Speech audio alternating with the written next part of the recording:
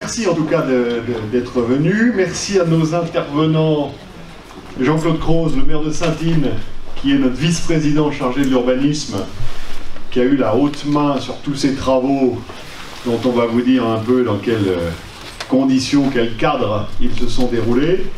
Et puis nos deux expertes en matière d'urbanisme, Lise et Véronique. Véronique étant la chef de service urbanisme à l'Aglo. Merci pour le boulot fourni. Merci aux élus du conseil municipal qui sont là, qui se sont mobilisés. Pour certains, ils ont déjà entendu le refrain plusieurs fois. Et l'autre jour, on me reprochait de dire toujours la même chose. Quand même mieux dire toujours la même chose que se contredire à chaque fois, non? Alors, si vous voulez, vu de notre fenêtre, vu de la mienne en tout cas, j'ai vraiment l'impression que le PLUI, c'est pratiquement le dernier document de planification genre Gosplan soviétique de l'époque. Je vous la fais courte, mais pas tellement schématique.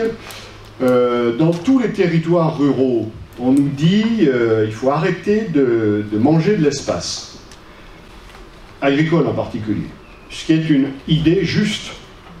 Vous verrez tout à l'heure, Lise vous présentera le truc, on bouffe 20 hectares, 23 hectares par an. C'est sûr qu'à ce rythme-là, à l'échelle de notre agglomération, il n'y aura plus d'agriculture dans pas longtemps. Hein. Bon. Donc c'est une idée qui est juste.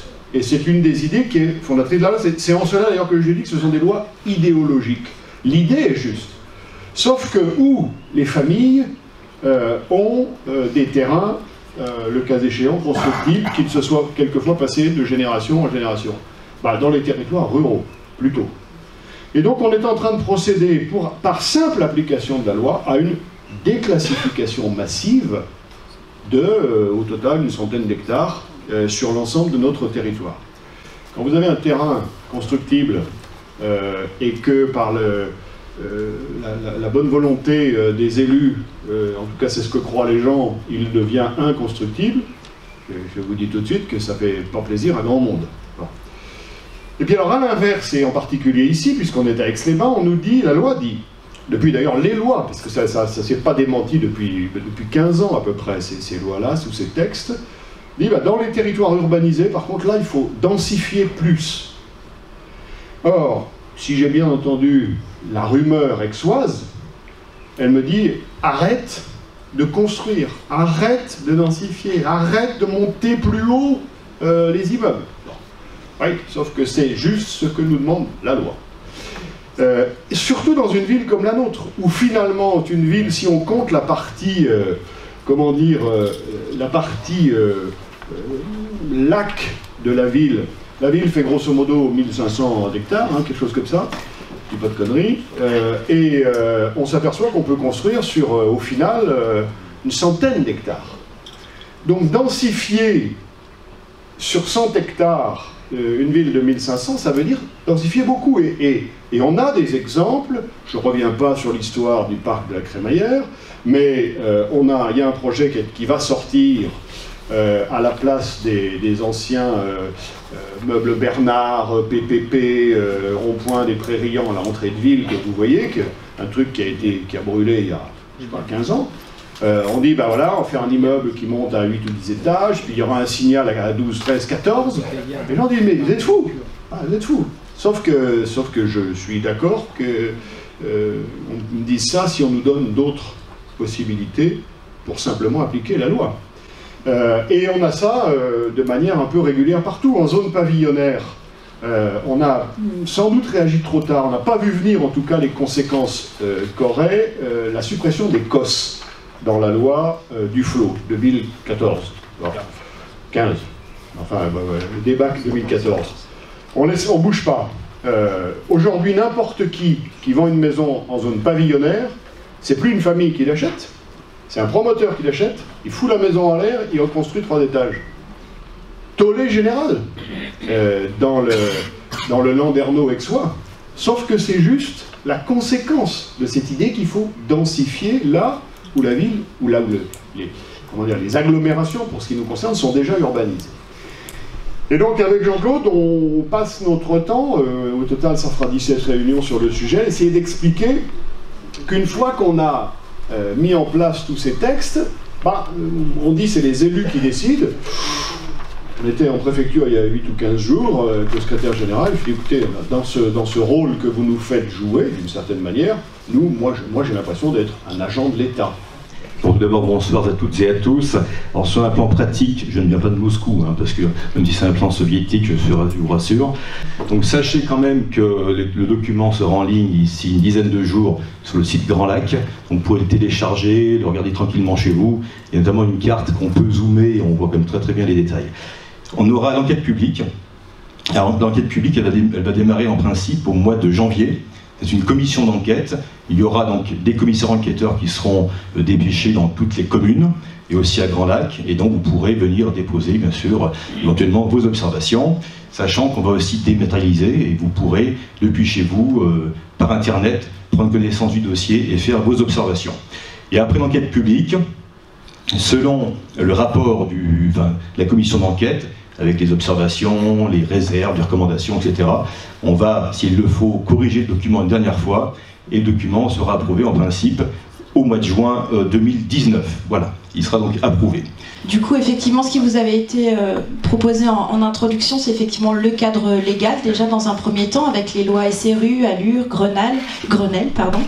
Et pour certaines communes, la loi littorale ou la loi montagne par exemple, sachant que pour certaines des communes de l'intercommunalité, des spécificités loi montagne et loi littorale vont s'appliquer pour ces deux lois.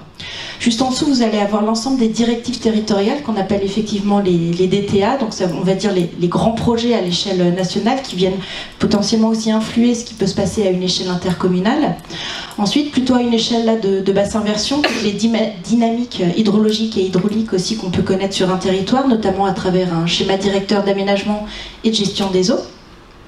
Juste en dessous, vous allez avoir plusieurs schémas régionaux. Un des plus emblématiques, ça reste le schéma régional de cohérence écologique, donc toutes les questions de trame verte et bleue, de corridors, à une échelle donc intercommunale et aussi régionale, qu'il faudra donc en fait traduire à l'échelle du PLUI, donc à l'échelle de la parcelle. Ensuite, vous allez avoir l'ensemble des programmes d'équipement d'intérêt généraux, par exemple. Et ensuite, pour certaines communes, donc 4 uniquement sur l'intercommunalité, la charte du PNR du massif des Bauges. Et enfin, on va aller finalement à une échelle qui est, je dirais, la plus proche de l'échelle intercommunale en termes de prescription et de recommandations, qu'on va retrouver donc dans le schéma de cohérence territoriale, donc le fameux SCOT. Donc pareil, c'est un document de planification sur du long terme qui a fait l'objet d'une évaluation au bout de ces 10 ans, et donc pour voir si finalement il faut le réajuster, le recalibrer par exemple, et justement il vient justement de rentrer en cours de révision pour justement faire ces ajustements. Autre élément qu'il faut bien comprendre, c'est qu'effectivement, on va avoir notre SCOT à une échelle supra-intercommunale, qu'il faudra donc traduire à l'échelle parcellaire à travers notre PLUI, pour autant sur des thématiques bien précises qui vont permettre d'alimenter ce PLUI, donc notamment sur la thématique de l'habitat, du déplacement ou par exemple des énergies. On va avoir des études connexes qui vont donc alimenter ce document de planification.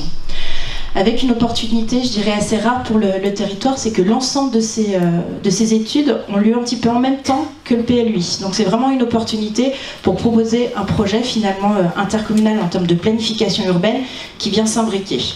Donc on va effectivement avoir le PLH, Programme local de l'habitat, le PD, donc qui va traiter effectivement de la question des logements sociaux, de leur répartition par exemple, de leur programmation également. Du PDU, le plan de déplacement urbain, donc toutes les questions de mobilité vont se retrouver à l'intérieur de ce document et qui vont encore une fois alimenter des actions au sein du PLUI. Autre élément, le PCAET, donc lui qui en est plus, je dirais, à ses débuts, donc plutôt sur les politiques énergétiques à mettre en place sur le territoire. Et encore une fois, quand on arrive finalement avec le permis de construire, par exemple en mairie, finalement, on a notre PLUI donc, qui directement est venu finalement ingérer l'ensemble des autres études qui sont en amont. Les conclusions aussi du diagnostic. Et ce qui ressort, c'est que finalement, en termes de thèmes prioritaires, c'était clairement la question des mobilités sur le territoire.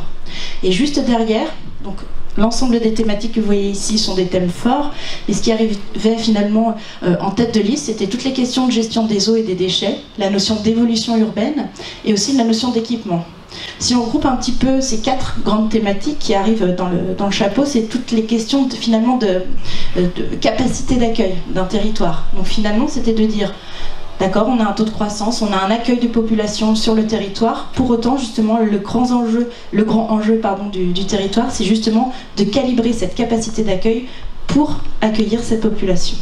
Donc juste derrière, finalement aussi en termes de projet de développement, on a parlé effectivement spécialisation, spécificité communale, mais on va aussi le regarder sous l'angle effectivement des chiffres, puisqu'on a parlé de ce fameux taux de croissance annuel. À l'échelle intercommunale, sur Grand Lac, on s'est projeté à près de 1,85% par an de développement. Ça veut dire que finalement, à horizon 2030, ça nous fait près de 78 000 habitants sur l'intercommunalité. Et donc, pour accueillir finalement cette population à horizon 2030, il nous faut près de 560 logements par an à produire.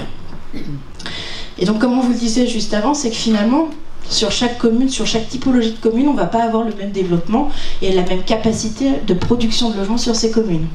Si on regarde Aix-les-Bains, donc son rôle de centralité va générer le fait que finalement elle doit accueillir près de 56% de la production de logements sur l'intercommunalité. Les portes d'entrée, 21%, les sentinelles jardins, 17%, et enfin les villages greniers et les villages balcons, entre 4% et 3%. En termes de chiffres aussi, qu'est-ce que ça veut dire ? Ça veut dire qu'effectivement, à l'échelle de l'intercommunalité, sur toute la production de logements qu'il y a à faire à horizon 2030, il y en a près de 60% qui est attendu en densification, et donc effectivement, par déduction, 40% en extension urbaine. Après, effectivement, on a le cas particulier, vraiment sur Aix-les-Bains, comme on l'a dit en introduction, en fait, sa capacité d'extension urbaine est très très limitée. Du coup, effectivement, on arrive à une production en densification, mais toutes formes confondues, encore une fois. Donc, réhabilitation, par exemple, se fait à près de 80%, et donc 20% en extension urbaine. Ça nous ramène finalement à horizon 2030, vu qu'on avait à peu près 4000, voire un petit peu plus, 4087 logements à construire dans le cadre du PLUI, ça nous ramène finalement à une production de près de 3300 logements en densification, et encore une fois, toutes formes confondues, à près de 760 en extension urbaine. Bon, je vous passe la dernière des dernières qu'on a découvert au 1er janvier, qui est... moi, je n'ai pas voté, quand j'étais député, la loi SRU, je n'ai pas voté la loi Duflot, etc. Mais, comme on est des bons républicains, on l'a appliquée. On nous disait qu'il faut faire 20% de logements sociaux avec Aix-les-Bains. Au total, on a dû en sortir, je crois, 860. Bon, essayer de le faire pour voir si on y arrive tous, c'est pas sûr. On l'a fait. 1er janvier, on nous dit, ah oui, mais il y a un nouveau truc qui mesure la tension entre l'offre et la demande sur votre ville, qui montre que, alors que vous devriez être sur un ratio en dessous de 4, vous êtes à 4,1 ou 2, vous allez devoir faire 1000 logements sociaux de plus. 1000. Dans une ville où on vient d'en faire 860 depuis 2004, donc peut-être un peu en 2008, le plan était de 2008. Donc d'une certaine manière, on a fait le plus facile. Bon. Mais dites-moi si vous avez une petite idée, début du commencement d'une idée pour savoir où on va mettre 1000 logements publics conventionnés de plus. Sans tenir compte de logements éventuellement privés qu'on repasserait sur le marché conventionné, etc. etc. Voilà, donc voilà un peu les équations que va s'efforcer malgré tout de réaliser le PLUI.